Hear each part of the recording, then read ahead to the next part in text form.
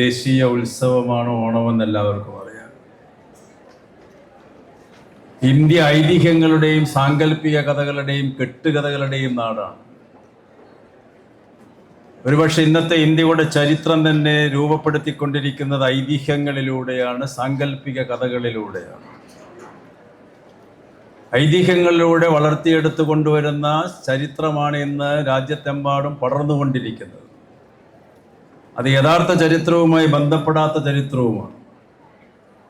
വസ്തുനിഷ്ഠമായിട്ട് ചരിത്രം പഠിക്കുന്നതിനോ സത്യസന്ധമായ ചരിത്രത്തിലൂടെ സഞ്ചരിക്കുന്നതിനോ ഭൂരിഭാഗം ജനതയും തയ്യാറാവാത്തൊരു കാലഘട്ടത്തിലാണ് ഓണം കടന്നു വന്നിട്ടുള്ളത്. മഹാബലിയെക്കുറിച്ച് ഭാഗവതത്തിൽ ഒരുപാട് കഥകളുണ്ട്.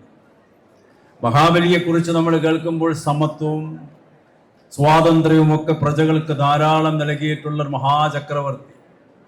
നേരത്തെ ഇവിടെ ലീലാകൃഷ്ണൻ സൂചിപ്പിച്ചതുപോലെ അസീരിയയിൽ നിന്ന് വന്നിട്ടുള്ള ആ അസുര എന്നുള്ള വാക്കിൽ നിന്നാണ് ഈ അസുരന്മാർ വരുന്നതെന്ന് ചരിത്രകാരന്മാർ രേഖപ്പെടുത്തിയിട്ടുണ്ട്. NV കൃഷ്ണവാര്യരും പറഞ്ഞിട്ടുണ്ട്. പക്ഷെ പുരാണങ്ങളിൽ നോക്കുമ്പോൾ അസുരന്മാർ ദേവന്മാർക്കെതിരായിട്ടുള്ള ആൾക്കാർ.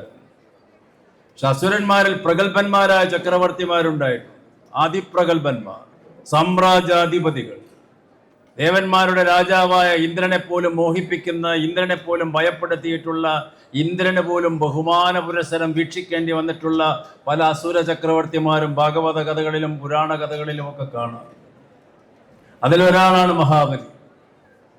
തൻ്റെ രാജ്യം ഭരിക്കുന്ന സമയത്ത് സർവ വീടുകളിലും സമ്പൽ സമൃദ്ധമായിട്ടുള്ള സാമൂഹിക, രാഷ്ട്രീയ, സാമ്പത്തിക സാഹചര്യം ഒരുക്കുക എന്നുള്ളതിനേക്കാൾ ഉപരി ഒരു മനുഷ്യ ജീവിതത്തിന് എന്തെല്ലാം ആവശ്യമാണോ ജീവിക്കാൻ, അതെല്ലാം ആ സാമ്രാജ്യത്തിൽ ഉണ്ടായിരുന്നു. മാതൃകാപരമായൊരു ഭരണാധികാരിയായിരുന്നു മഹാബലി. അതിനെക്കുറിച്ചൊന്നും ഇന്നത്തെ ഒരാളും പറയുന്നില്ല എന്നുള്ളതാണ് നമ്മൾ ശ്രദ്ധയോടെ വിവക്ഷിക്കേണ്ട ഒരു കാര്യം.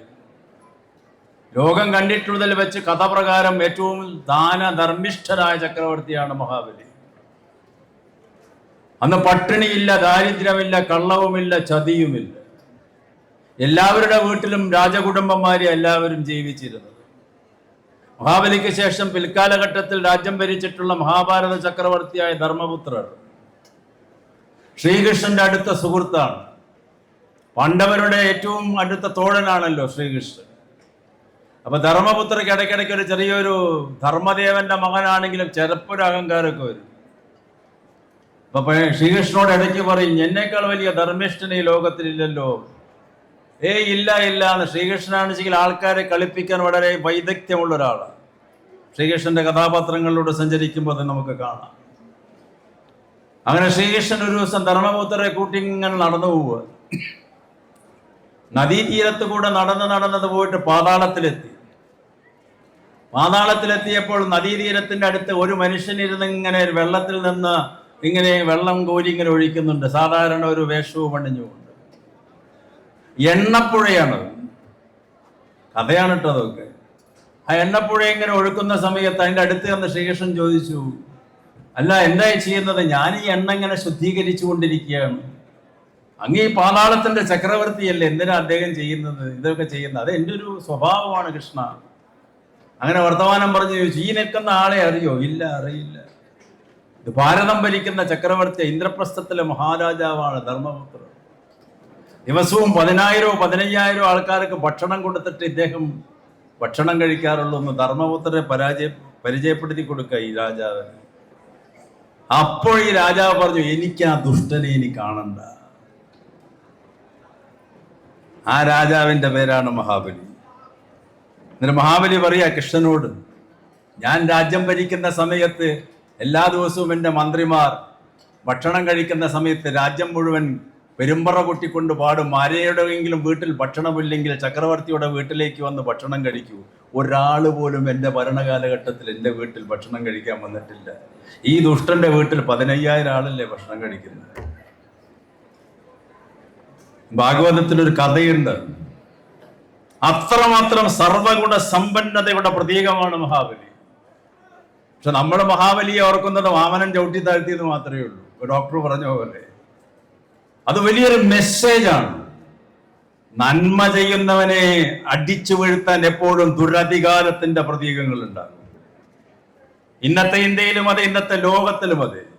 നന്മ ചെയ്യുന്നവരെ മുഴുവൻ അടിച്ചുമർത്തുന്നു. പലസ്തീനിലായാലും പശ്ചിമേഷ്യയിലായാലും ഇന്ത്യയിലായാലും പലയിടത്തുമായാലും സമത്വത്തിന് യാതൊരു വിലയുമില്ല.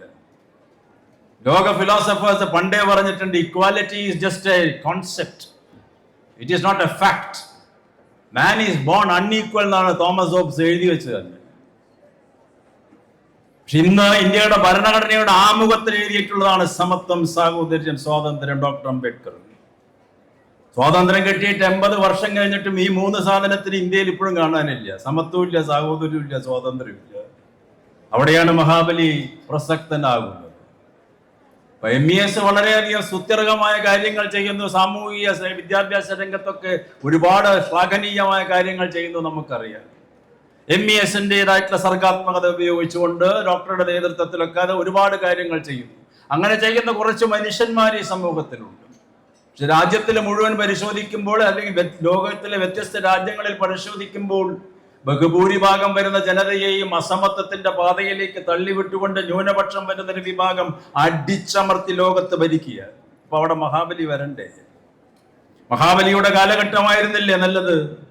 ചൂഷണം മാത്രം നടത്തുന്ന ഈ ലോകത്തിനേക്കാൾ എത്രയോ നല്ലതായിരുന്നില്ല ഐതിഹ്യങ്ങളിലുള്ള ആ സാമ്രാജ്യം. അപ്പൊ നിങ്ങൾ ഇപ്പോൾ ഓണം ആഘോഷിക്കുന്ന നല്ല ഡാൻസ് ഉണ്ടായ എല്ലാം ഡോക്ടേഴ്സാണ്, മനുഷ്യന്മാരെ സേവിക്കുന്നു, മാനുഷികത വിളംബരം ചെയ്യുന്നു, മാനുഷിക പ്രവർത്തന യോഗ്യമാക്കുന്നു, രോഗികളെ ചികിത്സിക്കുന്നു എന്നൊക്കെ ശരി തന്നെ എന്ന് പറയുമ്പോൾ തന്നെ രാഷ്ട്രീയ രംഗത്തും സാമൂഹിക രംഗത്തും വിദ്യാഭ്യാസ രംഗത്തും ആതുര ശുശ്രൂഷ രംഗത്തും ഒക്കെ അസമത്വം നിലനിൽക്കുന്നു. ജാതിയുടെ പേരിൽ, നിറത്തിന്റെ പേരിൽ, മതത്തിന്റെ പേരിൽ, വർണ്ണത്തിന്റെ പേരിൽ, വംശീയതയുടെ പേരിൽ അസമത്വം നിലനിൽക്കുന്നു. ആ അസമത്വത്തിനെ ഇല്ലാതെയാക്കാൻ ഭരണാധികാരികളുടെ മുഖത്ത് നോക്കിയിട്ട് കാര്യമില്ല. അവനവൻ തീരുമാനിക്കണം, ഞാൻ അസമത്വത്തിന്റെ ഭാഗമാവില്ല എന്ന്. എനിക്ക് കോരന്റെ ഒപ്പം ഇരുന്ന് ഊണ് കഴിക്കാൻ പറ്റണം, എനിക്ക് ബ്രാഹ്മണന്റെ ഒപ്പം ഇരുന്ന് ഊണ് കഴിക്കാൻ പറ്റണം. അങ്ങനെ ഒരു ചാതുർവർണ്ണത്തിൽ വിശ്വസിക്കുന്നവരാണ് ബഹുഭൂരിഭാഗം ആൾക്കാരും എങ്കിൽ, പക്ഷെ ഇന്നും ദളിത് ആദിവാസി വിഭാഗത്തിന്റെ ഒപ്പം ഇരുന്ന് ഊണ് കഴിക്കാൻ കേരളം വിട്ടാൽ ഒരു സംസ്ഥാനത്തിനും സാധ്യമല്ല. Then what is equality? Ambedkar ചോദിച്ച ചോദ്യം അതാണ്. കോൺസ്റ്റിറ്റ്യൂവന്റ് അസംബ്ലിയിൽ ഭരണഘടനാ പ്രസംഗം നടത്തി 1949 ഡിസംബർ മാസത്തിൽ ജവഹർലാൽ നെഹ്റു, സർദാർ പട്ടേൽ, പട്ടാഭി സീതാറാമയ്യ, രാജഗോപാലാചാരി, മൗലാന ആസാദ്, മൗണ്ട് ബാറ്റനൊക്കെ ഇരിക്കുന്ന സദസ്സിലിരുന്നുകൊണ്ട് അംബേദ്കർ ഭരണഘടനാ പ്രസംഗം നടത്തുന്നത്. ലോകപ്രശസ്ത പണ്ഡിതൻ, ഇന്ത്യയിലെ ദേശീയ നേതാക്കന്മാരിൽ ഒരുപക്ഷെ ഏറ്റവും വലിയ വിജ്ഞാനിയായിരുന്നു Ambedkar.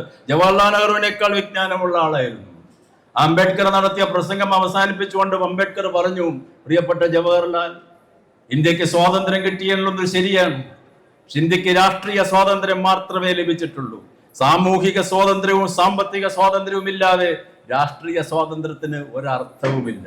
Political equality should be followed by economic equality and social equality. ഇപ്പോഴും അതന്നെയല്ലേ സ്ഥിതി? No economic equality, no social equality, no political equality.